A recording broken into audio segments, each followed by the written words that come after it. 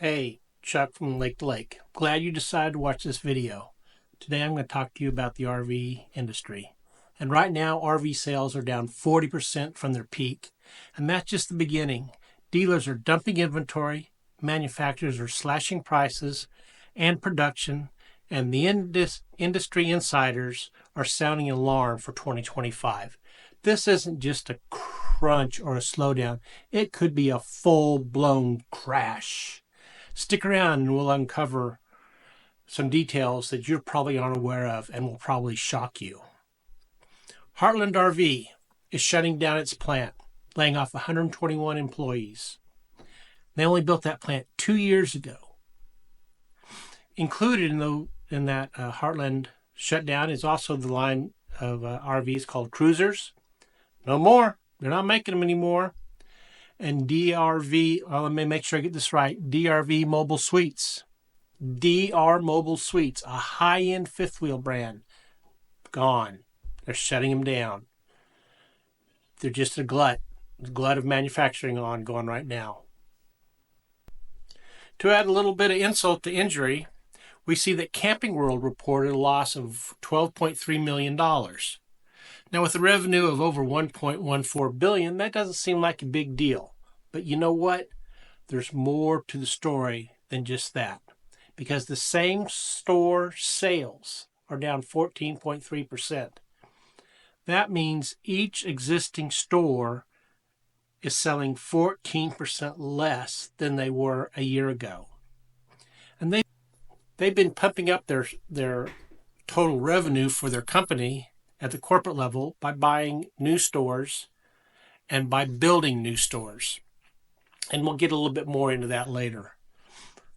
And hopefully Camping World can get its act together and get back to making money. And so they're not playing this money game of our revenue is up, but our same store sales are down. They're keeping that on the low and quiet. But you listen to their financial reports, you'll see that. Lazy Days is still in a free fall, and they're losing a tremendous amount of money. They're selling off dealerships to the competitors, like Camping World has bought some of their dealerships, and their stock price is hovering around 21 cents. 21 cents. They can't get anything right. 2 years ago, they were a big boy. They were rocking and rolling. I don't know what happened to them, but man, the wheels fell off that bus, that's for sure. And I don't see how they're going to stay around. I mean, all their outlook is not good, but you never know. Maybe. Winnebago, another big name, a very large manufacturer of vehicles. Winnebago, another very large manufacturer of RV vehicles. Their stock is down over 49%, and they are planning on cutbacks. Their revenue decline was down $700 million in the first quarter. Down $700 million. They had a net loss of $5.2 million. Now, these numbers kind of get lost up because they're a huge company and $5 million is not that big a deal. But it's the fact that their stock is down 41%. And there's concerns and the company is not preaching a good outlook. They're scaling back their outlook, saying that they believe their sales were to be down. Revenue's down. They're a big company. They're supposed to be going up, not down. And with the lower guidance, people take a good hard look. You know, Wall Street analysts, they don't like bad news. They want up, better, bigger, better, faster, more numbers. They don't want guidance that says, hey, our sales are going to go down. Sales go down, losses go up. We're seeing that in the industry everywhere right now. And financial pressures like Thor and Winnebago, they're reporting financial setbacks. They're coming up with unexpected losses that Wall Street was not ready for. They're reducing their guidance. They're forecasting a loss in sales. One of the things they're highlighting is the fact that high interest rates and fluctuating customer demand. Thor, the big boy in the RV industry, lost over $500,000. Now, that doesn't seem like a lot when you look at how big they are, but you got to remember last year they made $7 million. So you get a loss of $500,000 and you get versus a profit is a 7 million. That's a pretty big swing. Even though the show season was strong and people were very optimistic after January, February timeframe, the consumers haven't followed up. They're not buying RVs. They're not even hardly looking right now. With the economic future and the tariffs all in the back of their mind, they just don't know. And now with people canceling brands, shutting them down, you don't want to go buy an RV that the company goes out of business. It's putting a lot of pressure on the dealers and a lot of pressure on the manufacturers also. Tariffs. This is a mixed bag. Who knows where this is really going to go? Higher manufacturing costs, or we're looking at maybe 10 to 20, 25% more for your existing RVs. Price increases we're seeing them across the industry, and it's not in the existing ones. It's the ones that they're going to be purchasing. They're going to be coming on the lot. They're going to be higher priced. And the other thing about the container prices right now, everything coming over from Canada and Mexico is rumored to be at 25%. That's kicking the price up. But then we got containers coming in from China, and if a container comes in from China, we're looking at a 145% increase on those products. The manufacturers and the dealers cannot absorb that kind of money. They're going to have to raise up the price on RVs in the very, very near future.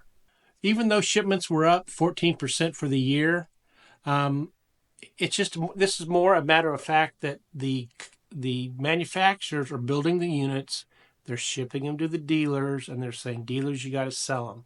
But the dealers aren't selling them. The consumers aren't going in and buying trailers right now.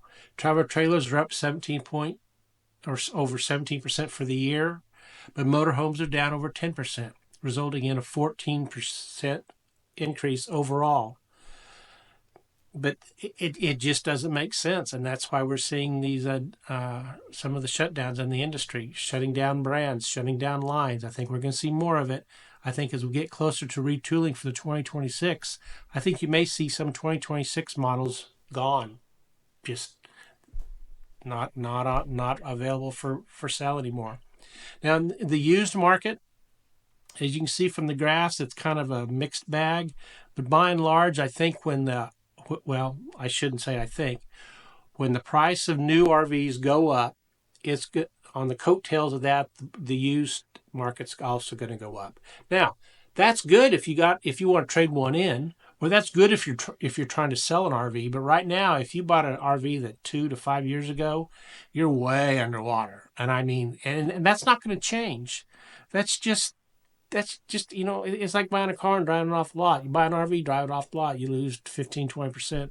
Just bingo. But if the RV prices go up, new ones, it's going to pull up the used market. So you might keep that in mind, especially if you're thinking about buying a used one. Now might be the time to do it. And if you want to trade in, it's a mixed bag. I don't see any advantages or disadvantages, because if they're going to give you $3,000 more for your RV, but the one you want to buy is $5,000 more, you're still $2,000 in the hole. So you make a decision on that. That's your own. Also, retail registrations keep declining.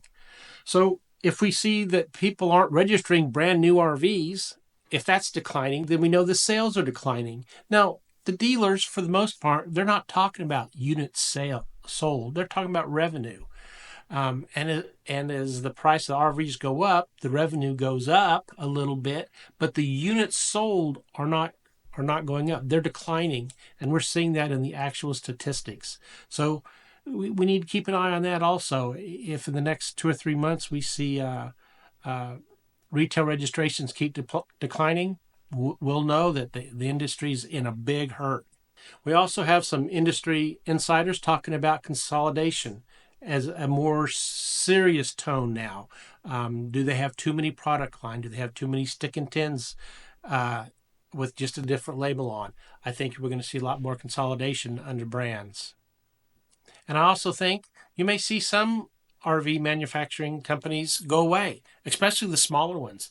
They don't have the capacity to weather another year or two of bad sales. And That's just a fact of life. On the local market, we see 2 RVs that are 2023s. Don't buy them. Don't need to go back into that. We see 104 2024s.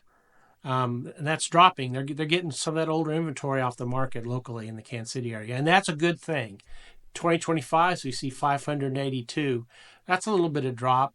But when you go out to the local lots, you see the cheap, reasonably priced, low-end trailers.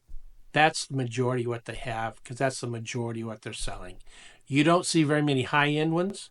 You don't see very many specialty ones. You don't see very many motorhomes, whether it's Class A, Class B, or Class C. They're just not there. They're just not on the sales floor at the dealer lots in the Kansas City area. Well, I think we'll end this video. I'm going to go ahead and put the recalls, let it trail out to the end. And until we meet around the campfire, y'all take care now. Bye-bye.